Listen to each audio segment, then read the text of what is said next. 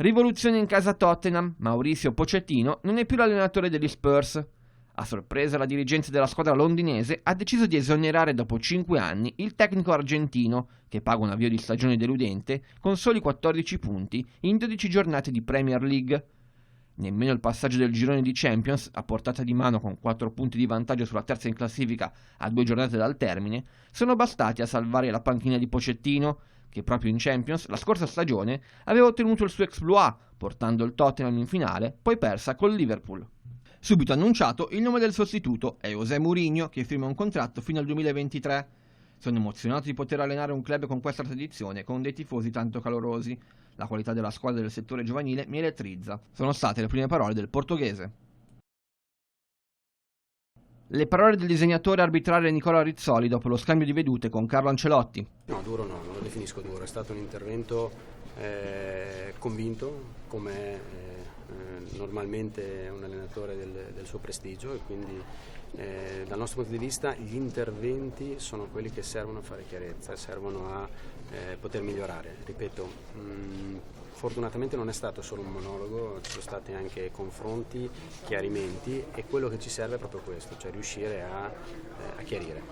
La certezza è che l'arbitro comunque è ancora prioritario rispetto al VAR. Assolutamente sì, l'arbitro è al centro di qualunque tipo di processo decisionale e anche di revisione. Deve essere così, sarà sempre così.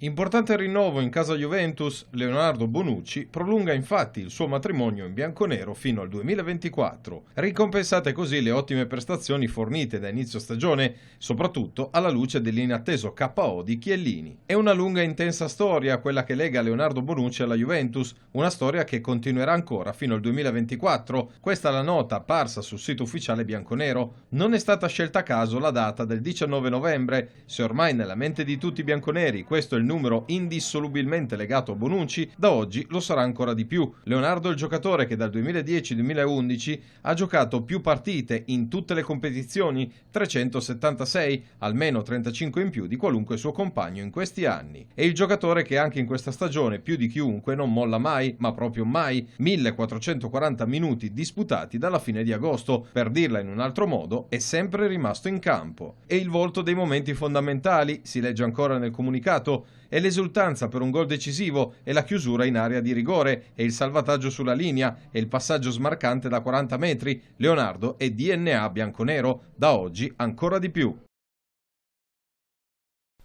L'attuale DS del Siviglia Monchi torna sull'esperienza vissuta in Italia. A Roma ho lavorato duramente e avrò tempo per ringraziarla per quello che mi ha dato e per l'esperienza che ho vissuto. Sono state le parole del direttore sportivo al Mondo Deportivo. Sono una persona che vive con molta passione, ma è vero che lì sono stato in grado di trovare un po' di equilibrio. Prima più viscerale, prendevo peggio le critiche, vivevo sempre con la faccia stravolta. Ora soffro quando perdiamo, ma ho imparato che ogni giorno deve essere lo stesso, indipendentemente dal vincere o perdere. Sono più maturo, so come vivere meglio le sconfitte e le vittorie. Sono più aperto e meno ossessionato dal successo.